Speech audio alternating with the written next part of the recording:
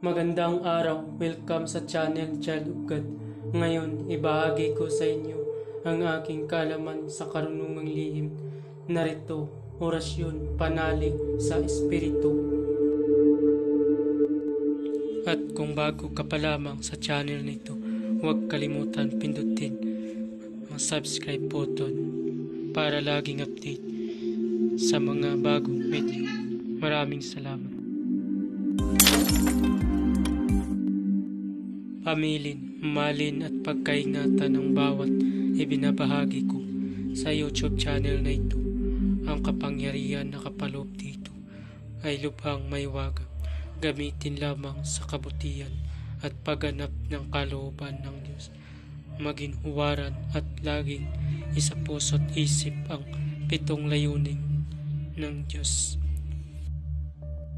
Una, isabuhay ang 4 na gintong simulain makadiyos, makabayan at makatao, makakalikasan.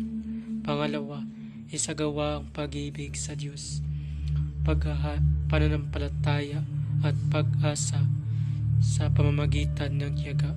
Pangatlo, isakatuparan ang kabutihan, katuwiran, kalinisan, katotohanan, kadalisayan, kaliwanagan, at kababaan ng kalooban. Pangapat, ipalaganap ang pagkakaisa, pagmamahalan, pagtutulong sa kapwa, pagmimisyon, paglilinis ng sarili at pagbabago na paunlad.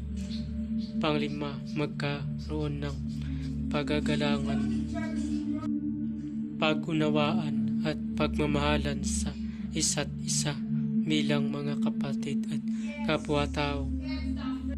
Panganim, maging dakila sa isip, sa salita at gawa para sa Diyos, sa bayan at tao.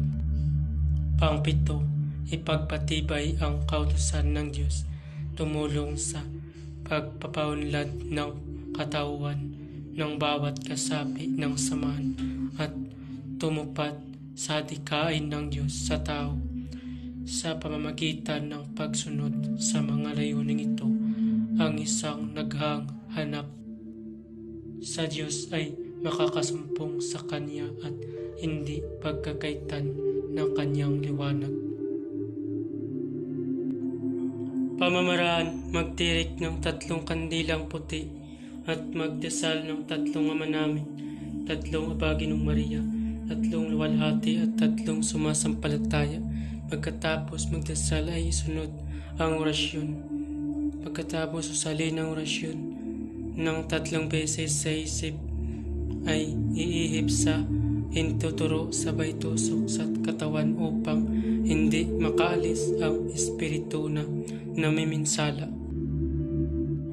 Narito ang orasyon: Mortem, Nuat, Dei, Diam, Tendi, Siak, Sebi, Ebit, Sek, Sebet, Gatok, Yeshua, Piit, Piat, Hok, Pater, Sabaot, Radim, Sikot, Dios, Hipkam, Adonai, Akdiam, Okdiam, Tuum, Liblim, Tit, Abayet, Biyab, Sarok, Umo, Lok, Yam, Sipap, Him, Mortem, Noat, Dei, Diam, Tendi, Siyak, Sebi, Ebit, Set, Sebit, Gatok, Yeshua, Piit, Piat, Hok, Pater, Sabaot, Radim, Sikot, Dios, Hipkam, Adonai, Akdiam, Okdiam, Tuum, Liblim, Tit, Abayet,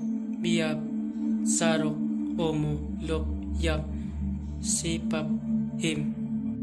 Usalin ang orasyon ng 3 beses. Babala, ang lahat ng orasyon na aking ibinabahagi ay lubhang makapangyarihan. Gamitin lamang sa mabuti. Kung sino man ang gumamit sa masama ay mayroong bad karma. Maaaring maghirap habang buhay hanggang kamatayan.